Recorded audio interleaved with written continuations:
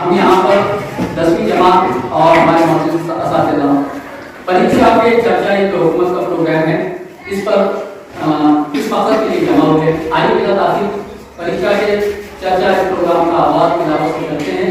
आपने से किया है और एक छोटी सी तिलावत से इस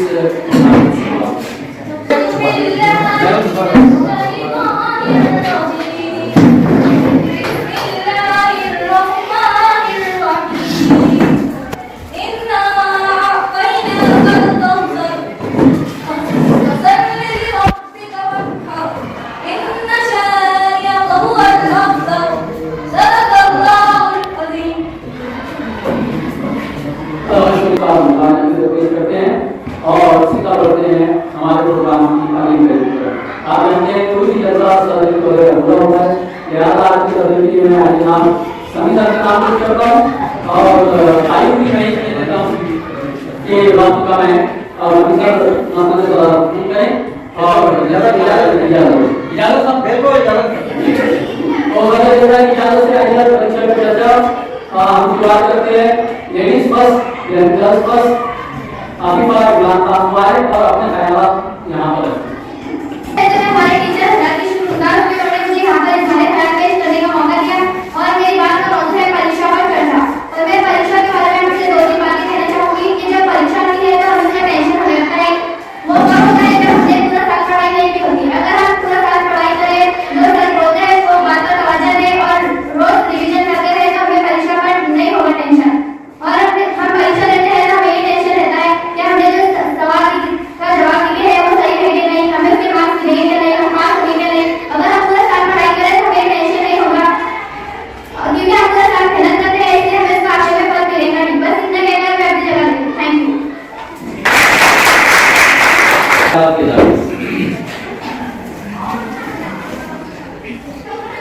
अस्सलाम वालेकुम। सबसे पहले तो मैं टीचर हज़रात का शुक्रिया अदा करना चाहूँगा कि उन्होंने मुझे यहाँ पर दो चंद अल्फाज पेश करने के लिए इजाज़त दी। इल्म की अहमियत सिर्फ वही लोग जानते हैं जिनके पास इल्म नहीं होगा। अल्लाह ना चाहे कि हमारे पास भी हमारे भी यही हालत हो जाए। हमें भी कोशिश करनी चाहिए कि इल्म की और हमें पढ़ना चाहिए, हमें रोज पढ़ाई करना चाहिए। जो हज़रात टीचर हज़रात जो काम है वो हमें करना चाहिए, वो काम को हमें सख्ती से पूरा करना चाहिए क्योंकि वो सब जो कहते हैं वो हमारे भले के लिए कहते हैं। और हमें अपने पढ़ने के लिए एक स्ट्रेटेजी बनाना पड़ेगी और इस स्ट्रेटेजी को टाइम टेबल बनाने से पहले हमें पढ़ना पड़ेगा। मैं अपने ख्याल पेश अपनी करूँगी। निवेदन करता हूँ कि वो कृपया मंच पर आएं और अपने विचार प्रकट करें। आदरणीय माननीय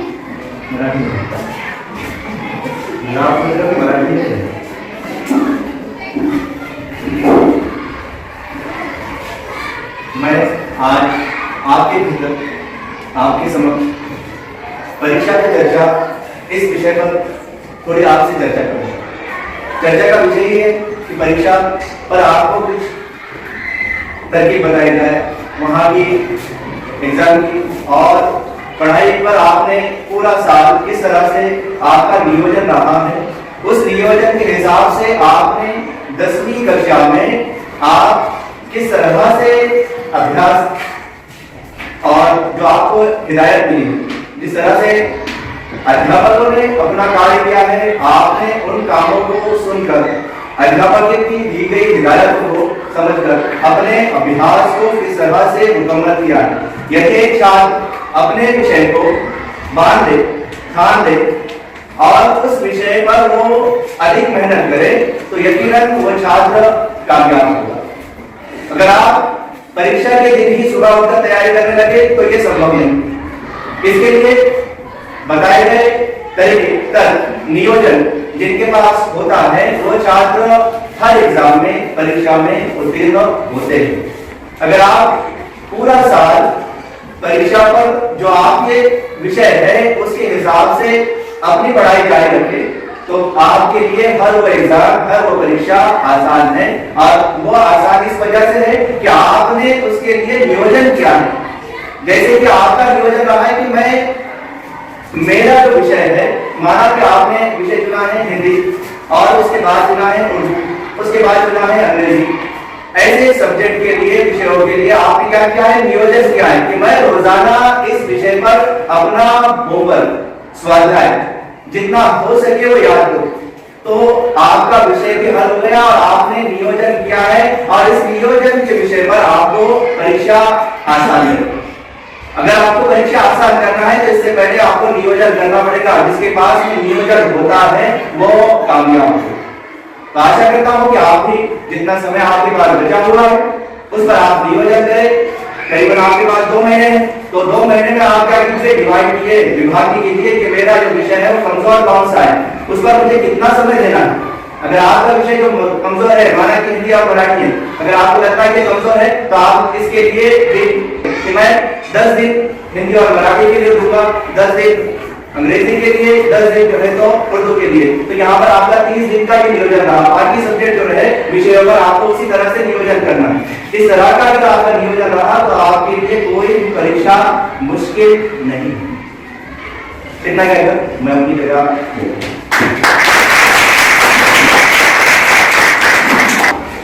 भाग्यवान है कि आपको हिंदी मराठी के लिए सक्षम शिक्षक मिले हैं जो इतनी शुरू में हिंदी में बात कर रहे थे कि मेरे तो समझ नहीं आ रहा।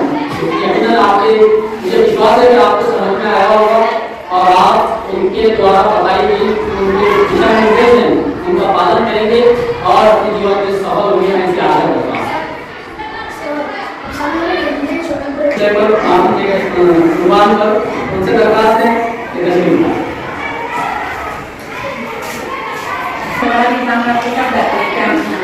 लेकिन हमको डरना नहीं है। हम बच्चे ये सोचे कि मैं इम्तिहान अच्छे से दूंगा तो वाकई में अच्छे से दे सकता है, लेकिन उसके लिए आपको पहले खुद को तैयार करना है। खाली इम्तिहान है, 1 मार्च से बच्चों के एग्जाम हॉल में जाना है तो डर तो लगेगा, लेकिन अगर आप पहले से तैयारी करें और अभी भी आपके पास पूरे 2 महीने हैं, आज से आज 10 जनवरी में 11 अप्रैल में 1 मार्च से आपका एग्जाम है, तो ये जनवरी और फरवरी 2 महीने तो उसमें आप आपके जितने भी सब्जेक्ट हैं उसको उसमें डिवाइड करें, तकसीम करें और एक टाइम टेबल बनाएं। सुबह 2 घंटे ये सब्जेक्ट की पढ़ाई करना, 2 घंटे ये, ऐसा अगर आप टाइम टेबल बना लें और उसके हिसाब से बच्चे दिनों में भी आप स्टडी करें, इंशाल्लाह अच्छे से अच्छे नंबरों से कामयाब हो। इम्तिहान से क्या करना और तैयारी पे जोर दें, तैयारी अच्छे से करें, सब काम सीखते रहें, शाखा में जाना ये सब अपने घर के बड़ों के लिए काम करें और आपसे अपनी स्टडी पे जोर दें। तो इंशाल्लाह आपके 40-50 दिन जो भी आपके पास है उसको अगर आप सब्जेक्ट वाइज तकसीम कर दे और टाइम टेबल बनाए, सुबह फजर से उठ के पूरी पढ़ाई पे जोर दे, स्कूल के टाइम पे स्कूल आए, जो क्लास में आपको इम्पोर्टेंट क्वेश्चन बताए जा रहे थे आप मत करें तो इंशाल्लाह आप जरूर कामयाब होंगे और इम्तिहान का डर आपके पास में आ जाएगा।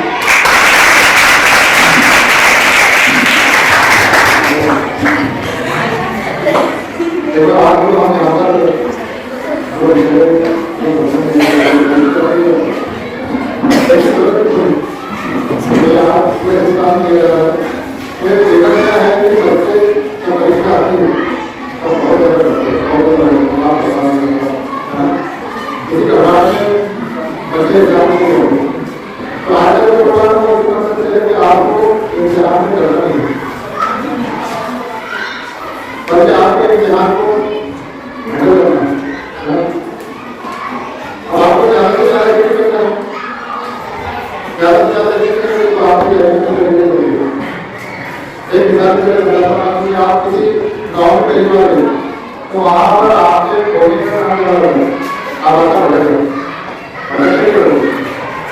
लेकिन अगर आप गाँव में आवाज़ जाए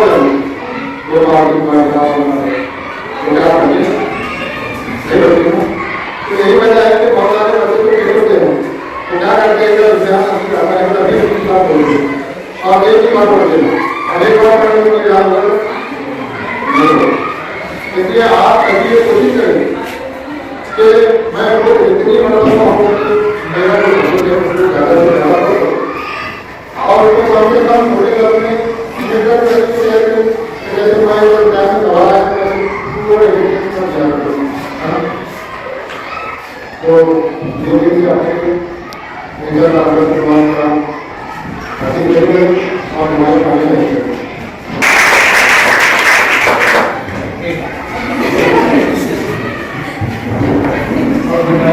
अभी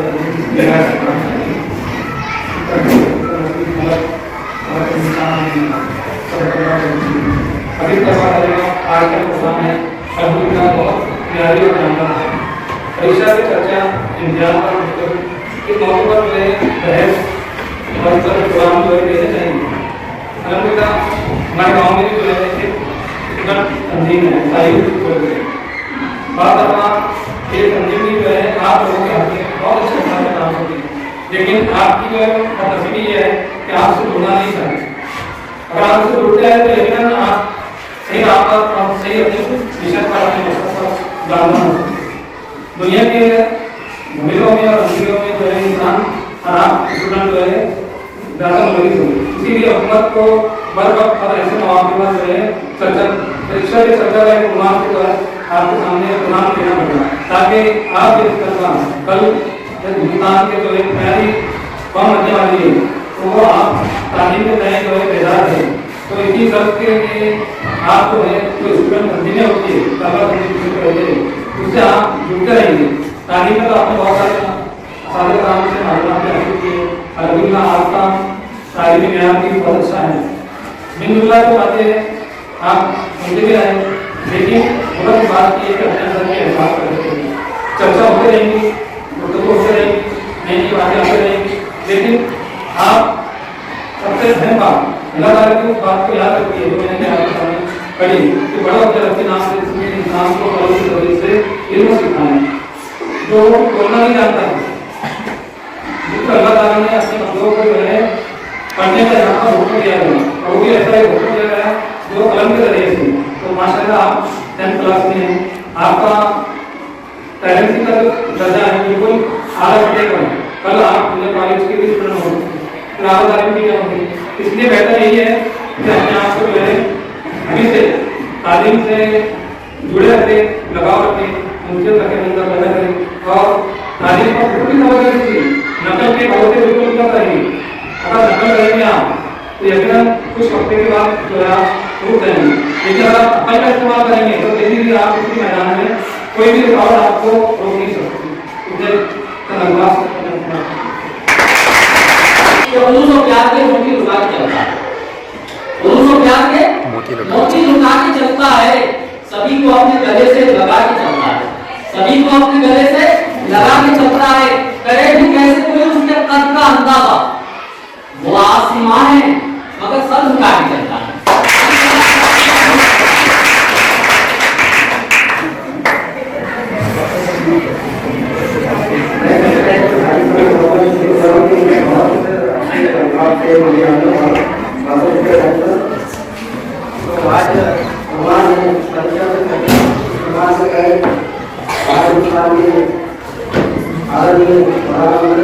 नरेंद्र मोदी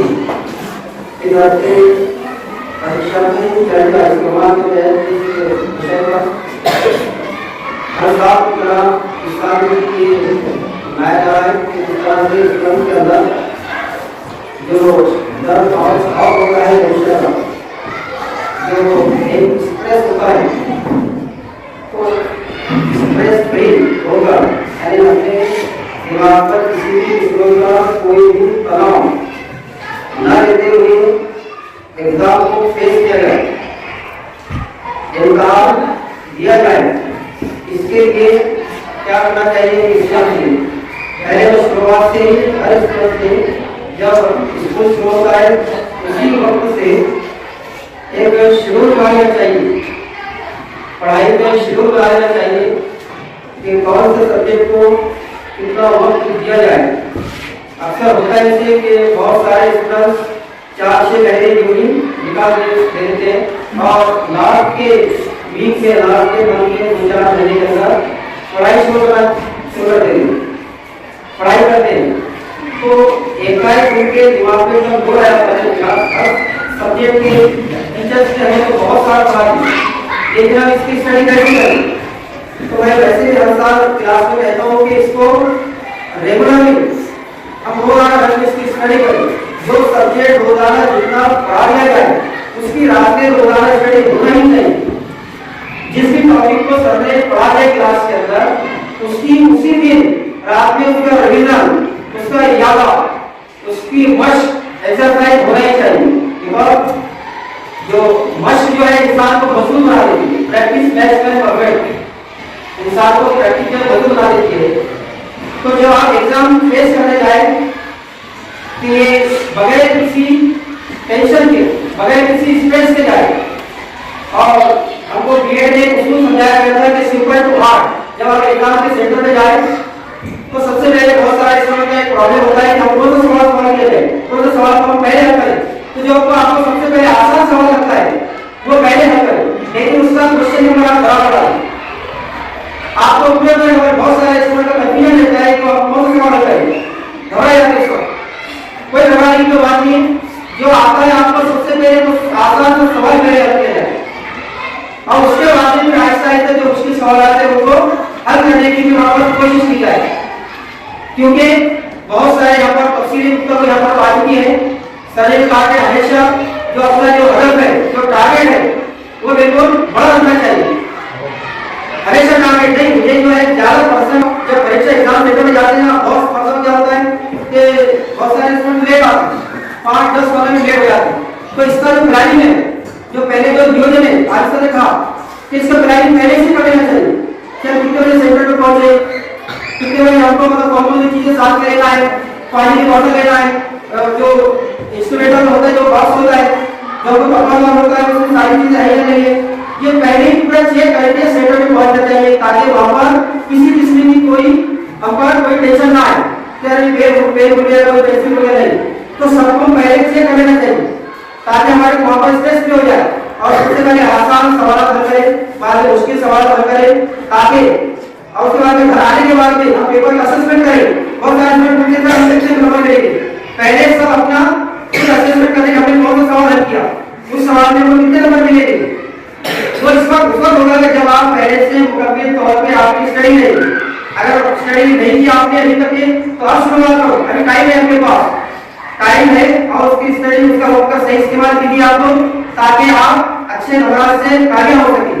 मैं ज्यादा वक्त ना लेते हुए सबसे पहले का आपको एक से जरूर कहूंगा, मेरे उस्ताद का एक कौल है, उस्ताद मोहतरम जनाब शेख इब्राहिम रबी नजरपुरी, वो हमेशा एक बात कहा करते थे कि टॉप की जगह हमेशा खाली है, टॉप की जगह हमेशा खाली है, बशर्त ये कि उस टॉप तक पहुंचने की कोशिश की जाए। बहुत सारे हम लोगों का कार्य है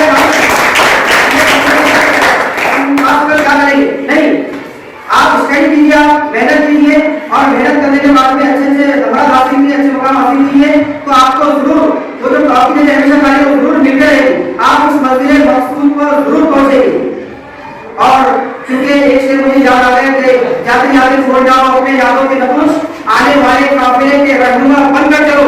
और हौसले के ताल्लुक से राजस्थान ने कहा कि मैं शेर कहूंगा होने पर कि हौसलामंद ही पाके निशाने होंगे, हौसलामंद ही पाके है निशाने मंजिल, डरने वालों की तो मरने पर नजर होती है।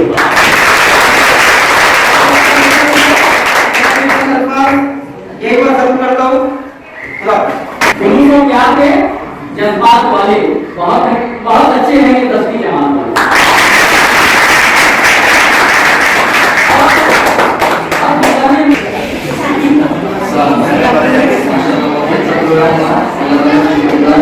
और आप तमाम का शुक्रिया अदा करते हैं।